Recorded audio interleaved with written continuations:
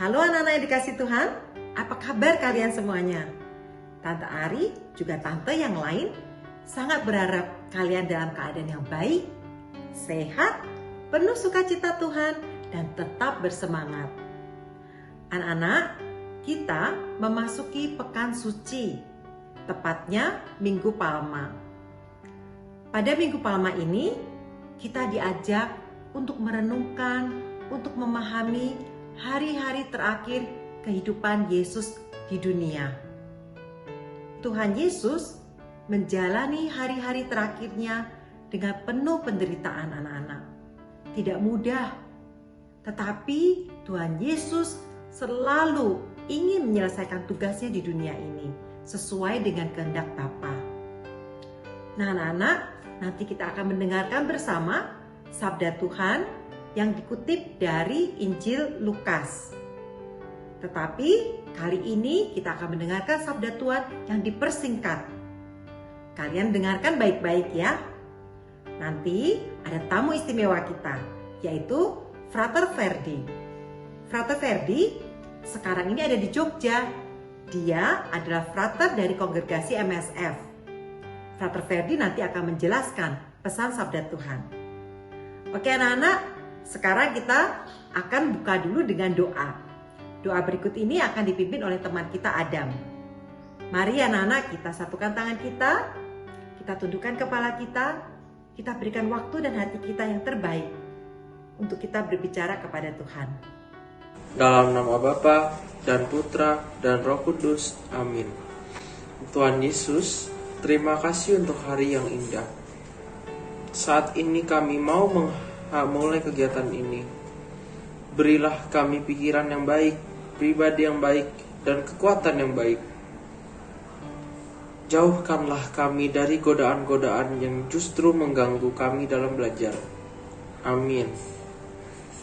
Bapa kami yang ada di surga, dimuliakanlah namamu, datanglah kerajaanmu, jadilah kehendakmu di atas bumi seperti di dalam surga.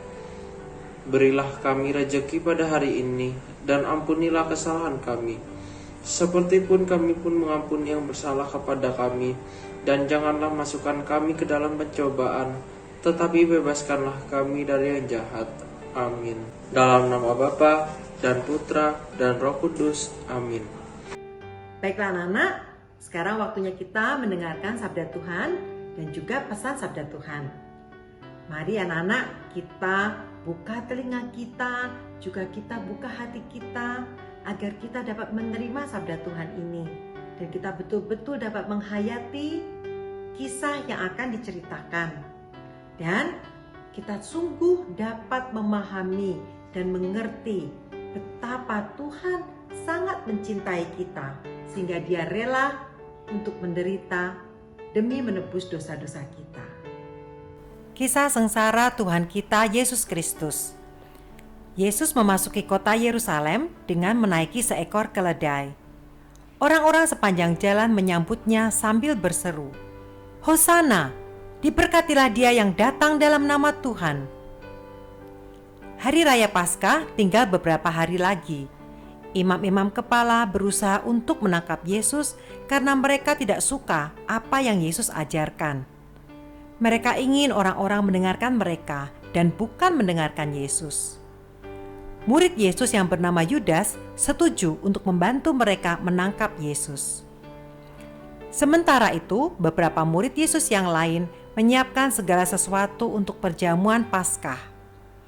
Ketika mereka duduk di situ dan sedang makan, Yesus berkata, "Aku berkata kepadamu, sesungguhnya seorang di antara kamu akan menyerahkan aku, yaitu Dia yang makan dengan aku." Maka seorang demi seorang berkata, "Bukan aku ya Tuhan?" Tapi Yesus mengetahui apa yang sudah direncanakan Yudas. Dan ketika Yesus dan murid-muridnya sedang makan, Yesus mengambil roti, mengucap berkat, memecah-mecahkannya, lalu memberikannya kepada mereka dan berkata, "Ambillah, inilah tubuhku." Sesudah itu ia mengambil cawan, mengucap syukur, lalu memberikannya kepada mereka seraya berkata, "Inilah darahku darah perjanjian yang ditumpahkan bagi banyak orang. Sesudah itu pergilah mereka ke Bukit Zaitun. Lalu Yesus berkata kepada mereka, "Kamu semua akan tergoncang imanmu." Kata Petrus kepadanya, "Biarpun mereka semua tergoncang imannya, aku tidak." Lalu kata Yesus kepadanya, "Aku berkata kepadamu, sesungguhnya pada hari ini, malam ini juga, sebelum ayam berkokok 2 kali, engkau telah menyangkal aku 3 kali." Lalu sampailah Yesus dan murid-muridnya ke suatu tempat yang bernama Getsemani. Yesus menyuruh murid-muridnya untuk duduk di situ sementara dia berdoa. Katanya, "Ya Aba, ya Bapa, tidak ada yang mustahil bagimu. Ambillah cawan ini daripadaku. Tetapi janganlah apa yang aku kehendaki, melainkan apa yang engkau kehendaki." Yesus tahu bahwa dia akan menderita sebelum kematiannya. Yesus menghampiri murid-muridnya dan mendapati semuanya sedang tidur. Dia menyuruh murid-muridnya bangun dan berjaga-jaga. Lalu ia pergi lagi dan mengucapkan doa yang itu juga. Dan ketika ia kembali pula, ia mendapati mereka sedang tidur, sebab mata mereka sudah berat. Kemudian muncullah Yudas bersama dengan serombongan orang yang membawa pedang dan pentung untuk menangkap Yesus. Yesus memutuskan untuk pergi bersama mereka. Mereka membawa Yesus kepada imam kepala yang menuduhkan bahwa Yesus telah mengatakan yang tidak benar tentang Allah.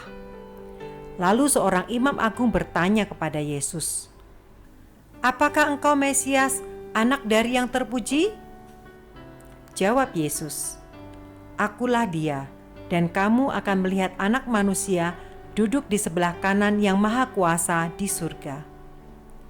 Maka imam besar itu menjadi marah dan memutuskan bahwa Yesus harus dihukum mati.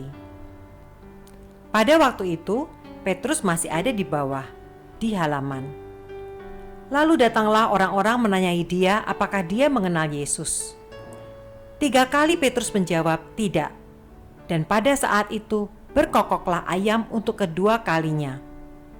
Maka teringatlah Petrus bahwa Yesus telah berkata kepadanya, "Sebelum ayam berkokok 2 kali, engkau telah menyangkal aku 3 kali." Lalu menangislah Petrus terseduh-seduh. Pagi-pagi benar imam-imam kepala bersama tua-tua dan ahli-ahli Taurat dan seluruh mahkamah agama sudah bulat mupakatnya. Mereka membelenggu Yesus, lalu membawanya dan menyerahkannya kepada Pilatus. Pilatus bertanya kepadanya, "Engkaukah raja orang Yahudi?" Jawab Yesus, "Engkau sendiri yang mengatakannya." Yesus sama sekali tidak menjawab lagi pertanyaan Pilatus setelah itu. Pilatus bertanya kepada orang banyak, "Apakah kamu menghendaki supaya kubebaskan raja orang Yahudi ini?" Jawab orang banyak itu, "Tidak, bebaskan Barabas." Barabas adalah seorang yang sedang dipenjarakan karena telah melakukan pembunuhan dan pemberontakan. Pilatus sekali lagi berkata kepada orang-orang itu, "Aku tidak menemukan kesalahan apapun padanya. Jadi, apa yang harus kuperbuat dengan orang ini?" Maka mereka berteriak lagi, katanya, "Salibkanlah dia!" Karena Pilatus ingin memuaskan hati orang banyak itu, ia membebaskan Barabas. Tetapi Yesus disesahnya, lalu diserahkannya untuk disalibkan. Yesus diolok-olok para serdadu, kemudian Yesus dibawa keluar untuk disalibkan. Ada seorang yang bernama Simon, orang Kirene, yang dipaksa untuk memikul salib Yesus. Mereka membawa Yesus ke tempat yang bernama Golgota, yang berarti tempat tengkorak. Bersama dengan dia disalibkan 2 orang penyamun, seorang di sebelah kanannya dan seorang di sebelah kirinya. Orang-orang yang lewat di sana terus-menerus menghujat dia. Pada jam 3 berserulah Yesus dengan suara nyaring dan menyerahkan nyawanya. Yesus wafat. Seorang kepala pasukan yang berdiri berhadapan dengan dia berkata, "Sungguh, Orang ini adalah anak Allah. Yusuf orang Arimatea, seorang anggota majelis besar yang terkemuka yang juga menanti-nantikan kerajaan Allah, memberanikan diri menghadap Pilatus dan meminta jenazah Yesus. Pilatus berkenan memberikan jenazah itu kepada Yusuf. Yusuf pun kemudian menurunkan mayat Yesus dari salib dan mengafaninya dengan kain lenan.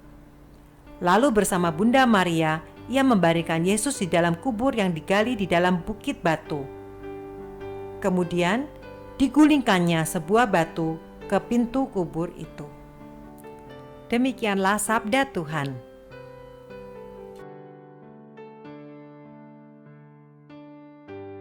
Halo adik-adik, pada minggu ini kita sudah memasuki Pekan Suci. Pekan Suci itu apa aja sih, Frater? Pekan Suci itu dimulai dari hari ini, yaitu Minggu Palma. Lalu dilanjutkan dengan Kamis Putih, Jumat Agung, Sabtu Suci, dan Minggu Paskah. Wah, gak terasa ya, sebentar lagi udah mau Paskah. Nah, adik-adik, pada hari ini, seperti yang tadi Frater bilang, kita memperingati atau merayakan Minggu Palma, di mana Tuhan Yesus itu masuk ke kota Yerusalem dan disambut oleh warga sekitar dengan sangat gembira, dengan sangat riang, sambil melambaikan daun palma. Nah, biasanya kalau tidak ada masa pandemi, gereja-gereja itu juga melakukan perarakan.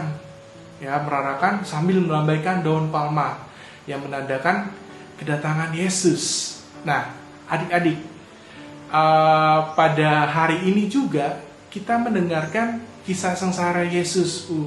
Sangat sedih ya, kisah sengsara Yesus. Yesus harus menderita, harus sakit-sakitan, dipukuli, dan bahkan wafat di kayu salib untuk menebus dosa-dosa kita. Nah, pada hari ini, Frater ingin berpesan kepada adik-adik.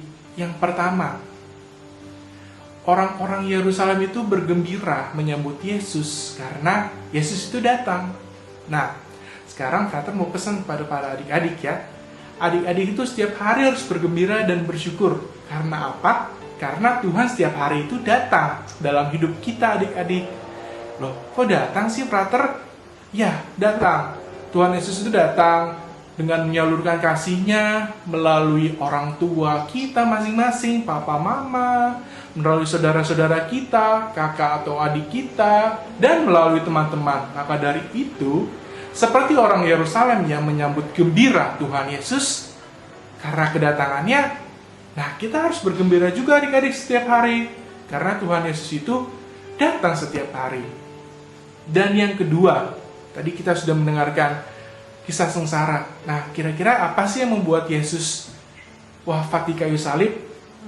Yaitu bohong, adik-adik. Nah, Yesus itu dibohongi. Maka dari itu, Frater ingin mengajak adik-adik untuk tidak berbohong. Berbohong dalam sedikit apapun, ya. Karena itu bisa merugikan orang lain. Lihat, Yesus bukan Yesus yang bohong, tetapi muridnya yang bohong, malah Yesus yang rugi. Nah, maka dari itu adik-adik, untuk mempersiapkan diri kita menyambut kebangkitan Kristus, maka dari itu setiap hari kita harus bergembira dan jangan berbohong adik-adik ya. Semoga di Paskah tahun ini kita semakin dikuatkan, kita semakin mampu untuk bersyukur dan berterima kasih kepada Tuhan. Tuhan memberkati adik-adik semua. Anak-anak, Tante Ari percaya kalian semua pasti sudah mendengarkan sabda Tuhan dan juga pesan sabda Tuhan dengan baik. Anak-anak, Tuhan Yesus itu betul-betul sayang sama kita semuanya. Dia rela menderita agar kita selamat, agar jiwa kita satu hari nanti kembali ke rumah Tuhan. Nah, anak-anak, kita ingin memuji dan memuliakan Tuhan Yesus yang begitu baik. Mari anak-anak kita nyanyi bersama. Ku mau bernyanyi, for you are good. Good to me and good to you.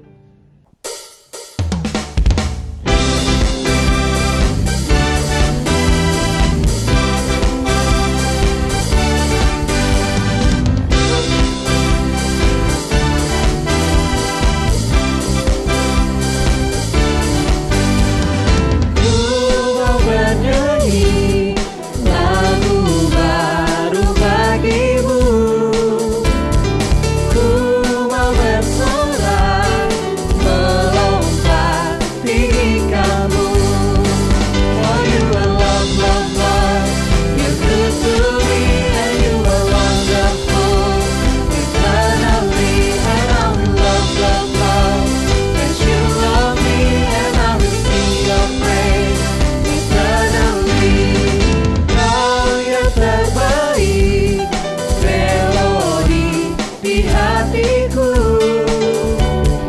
Kau membuatku menari memujimu. For you are love, love, love. You're good to me and you are wonderful. Eternally and I will love, love, love. As you love me and I will sing your praise. Eternally. I'll lift my hands to praise you, for you are kind to me, and to your name my heart sing, for you are love, love, you're good to me. I'll lift my hands to praise you, for you are kind to me, and to your name my heart sing, for you are love, love, you're good to me. Love, love, love, you're good to me, and you are wonderful. Eternally, and I will love, love, love. As you love me, and I will sing your praise. Eternally, for you are love, love, love. You're good to me, and you are wonderful. Eternally, and I will love, love, love. As you love me, and I will sing your praise. Eternally.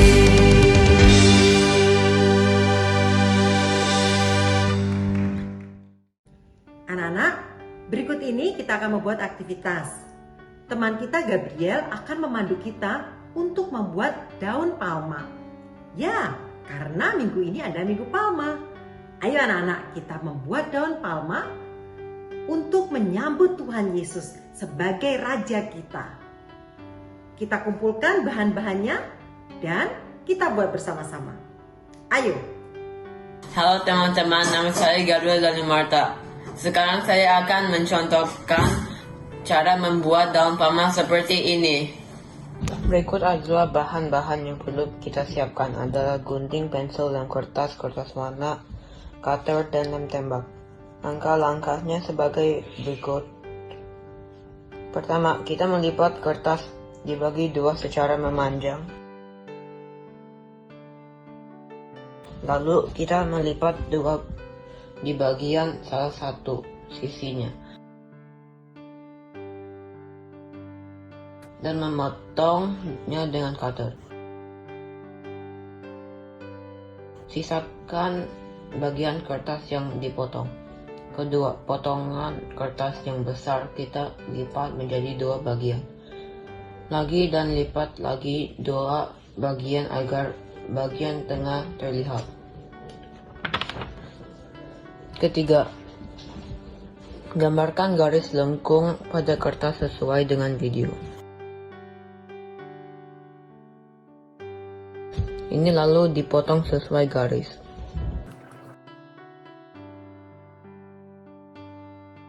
Kemudian lipat kertas pertemuan garis tengah, atas, dan bawah seperti di video. Lalu lipat lagi kertas seperti di video.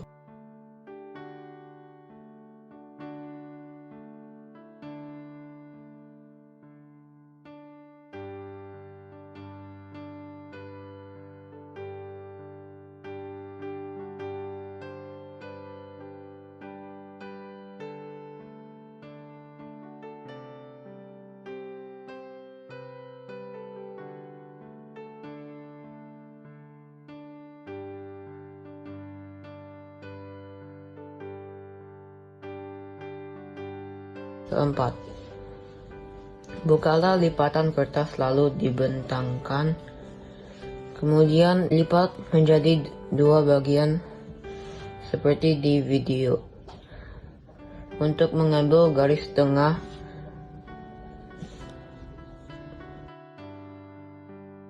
gambar pada kertas seperti di video.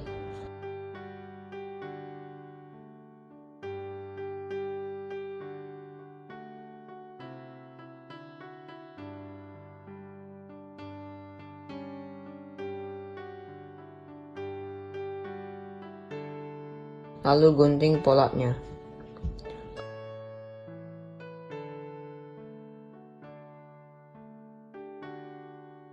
Kelima, bentangkan kertas yang sudah digunting, lalu lipat seperti di video.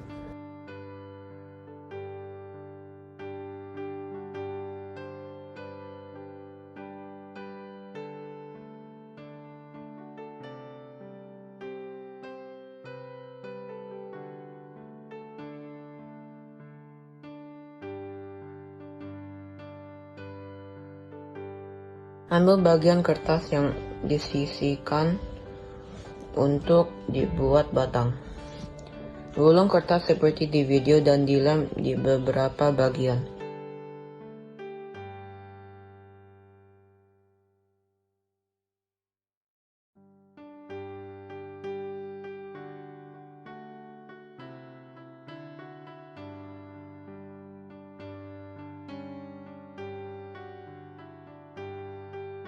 Setelah selesai, bagian ujung batang dipotong sedikit dan dilipat pipi.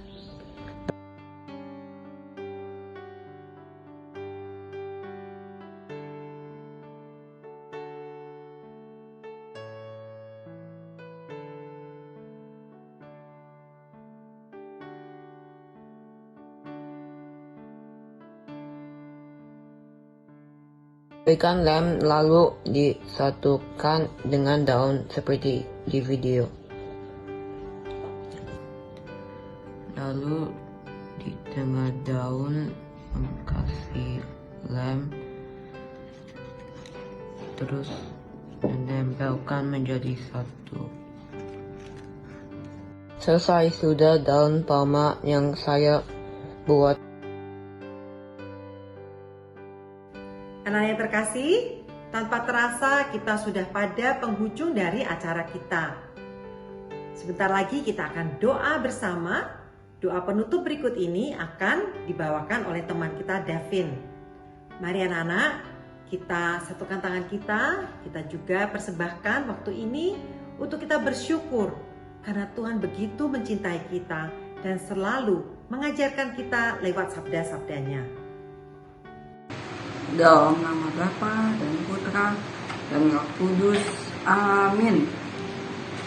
Tuhan Yesus yang baik, terima kasih atas penyertaan-Mu pada biar hari ini. Biarlah Roh Kudus-Mu bekerja dalam hati kami agar kami selalu berbuat seturut kehendak-Mu demi Kristus Tuhan dan Juru Selamat kami.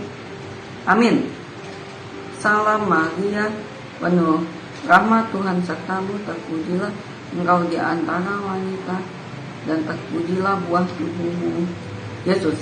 Santa Maria, Bunda Allah, doakanlah kami yang berdosa ini, sekarang dan waktu kami mati. Amin. Dalam nama Bapa dan Putra dan Roh Kudus. Amin. Anak-anak yang terkasih, berkat dan rahmat Tuhan Yesus Kristus tercurah atas kalian. Sehingga kalian selalu dapat bersemangat dan setia mengikuti Tuhan kita. Bertumbuh dalam kasih-Nya, merasakan damai dan sukacitanya. Serta dalam minggu ini, dalam pekan suci ini, kalian juga betul-betul dapat mempersiapkan diri kalian menyambut kebangkitannya. Bunda Maria, Bunda kita semua, mendoakan kita semuanya. Sampai jumpa anak-anak yang terkasih.